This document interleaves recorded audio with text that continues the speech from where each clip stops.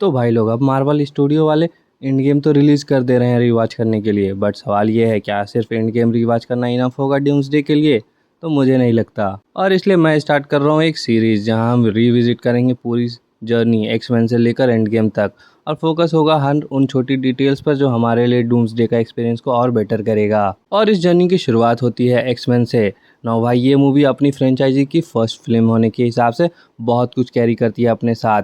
तो चलिए इसकी स्टोरी को रिविजिट करते हैं। मूवी की शुरुआत होती है मैग्नेटो के ओरिजिन से। वर्ल्ड वार टू, एक छोटा सा लड़का एरिक, जिसे उसके पेरेंट्स से अलग किया जा रहा है कैंप में, और उस मूवमेंट में जो वो उसका पेन होता है वो ट्रिगर करता है उसके पावर्स को, एंड वो गेट तोड़ने की कोशिश करता है। और वहीं लड़के आगे चलकर मैग्नेटो बनता है। कट टू प्रेजेंट, दुनिया में एक नया इशू चल रहा है, म्यूटेंट्स। लोग इनसे डरते हैं, गवर्नमेंट इन्हें कंट्रोल करनी चाहती है, म्यूटेंट रजिस्ट्रेशन एक्ट इंट्रोड्यूस होने वाला है। और यहीं से स्टोरी दो आइडियोलॉजी में डिवाइड होती हुई नज़र आती है। एक साइड है प्रोफेसर एक्स, जो मानते हैं कि ह्यूमन और म्यूटेंट्स एक साथ रहेंगे। वहीं एक तरफ है मैग्नेटो, जो मानता है डोमिनेंस पर, कि डोमिनेट किया जाएगा एंड वो वर्क करेगी चीज़ें। अब एंट्री होती है रॉक की, एक ऐसी लड़की जो किसी को भी टच करे तो उसकी लाइफ एनर्जी एब्जॉर्व कर लेती है, और इस वजह से वो नॉर्मल लाइफ जी नहीं पाती है। एक दिन वो अपने बॉयफ्रेंड को किस करती है और उसके पावर एक्टिवेट हो जाते हैं। लड़का ऑलमोस्ट मर ही जाता है, एंड इन सब से डर कर रॉक घर छोड़ देती है। और फिर एंट्री होती है हमारे लोगन यानी कि वोल्वरिन की। और भाई, ह्यूज जैकमैन क्या लगते थे यंग उस टाइम, भाई क्या मज़ा आ गया उनको देखकर। वैसे वुल्वरीन एक मिस्टीरियस बंदा जिसके पास अपनी यादें नहीं हैं, हीलिंग पावर, मेटल क्लॉज और एक पूरा अननोन पास्ट।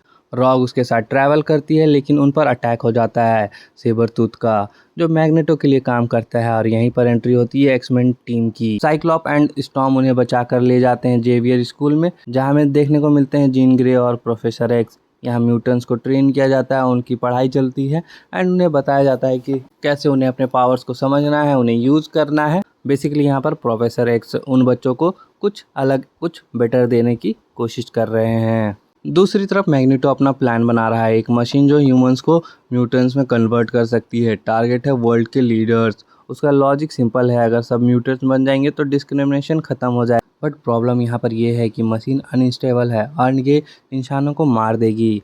प्लस जो व्यक्ति इसको यूज़ करेगा उसकी भी हालत ख़राब हो जाएगी। एंड इसलिए मैग्नेटो को चाहिए रॉग, ताकि वो उसकी पावर्स यूज़ कर सके एंड खुद डायरेक्टली ना मशीन यूज़ करने के बजाय उसके थ्रू मशीन को यूज़ करे, ताकि वो खुद की जान बचा सके। एंड इसलिए मैग्नेटो रॉक को किडनैप कर लेता है। एंड यहाँ आती है क्लाइमैक्स वाली चीज़, जहाँ एक्समैन की टीम निकलती है रॉक को बचाने के लिए। एंड क्लाइमैक्स में हमें एक बढ़िया एक्शन सीक्वेंस देखने को मिलता है, जहाँ वुल्वरीन उस मशीन को तोड़कर रॉक को बचा लेता है।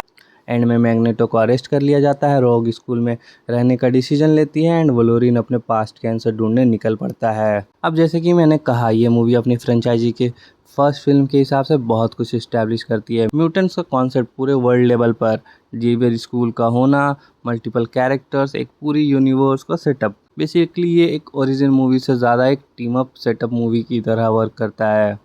हाँ, मैं ये कहना चाहूँगा कि टीम अप वाले पार्ट पर थोड़ी सी कमी महसूस होती है, क्योंकि हर एक कैरेक्टर को प्रॉपर्ली एक्सप्लोर नहीं किया गया है।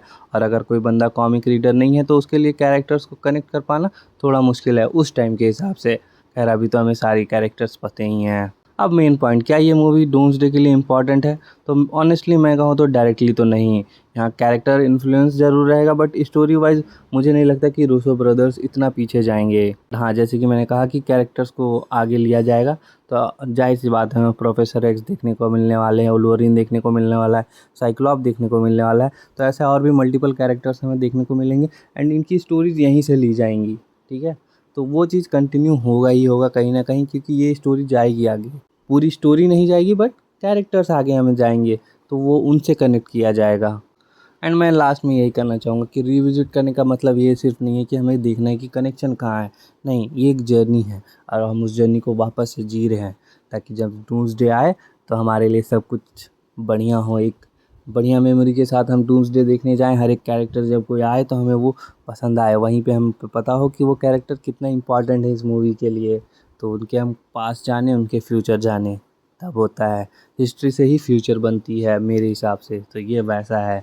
हम हिस्ट्री रिविजिट करेंगे और फ्यूचर अपना शेप करेंगे। डूम्सडे हमारे लिए बहुत स्पेशल मूवी होने वाली है।